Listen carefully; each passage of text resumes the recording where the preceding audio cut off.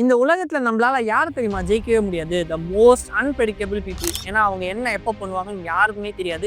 என்ன நினைக்கிறாங்கன்னு சொல்ல மாட்டாங்க, என்ன பண்ண போறாங்கன்னு சொல்ல மாட்டாங்க. அவங்களுடைய செயல் அவங்களுடைய எண்ணங்களுக்கு ரொம்பவே மாறா இருக்கும். உங்களுக்கும் அன்பிரெடிக்டபிளா இருக்கும்னா நீங்க ஃபாலோ பண்ண வேண்டியது லா நம்பர் 3, கன்சீல் யுவர் இன்டென்ஷன்ஸ்.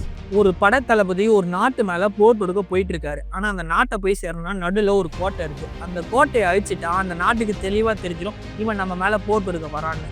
நான் என்ன யோசிக்கிறேன்னு எதிரிக்கு தெரியக்கூடாதுன்னு தளபதி ஒரு தந்திரத்தை யூஸ் பண்றாரு.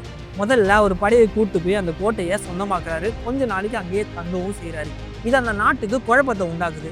அந்த கோட்டை அவருக்கு வேற ஏதோ ஒரு விஷயத்துக்கு தேவைப்படுதுன்னு எதிரி நாட்டு தலைவர் தப்பா புரிஞ்சுக்கிறாரு. அதனால ஒரு படையை அனுப்பி அந்த கோட்டையை அழிக்கவும் செய்யறாரு.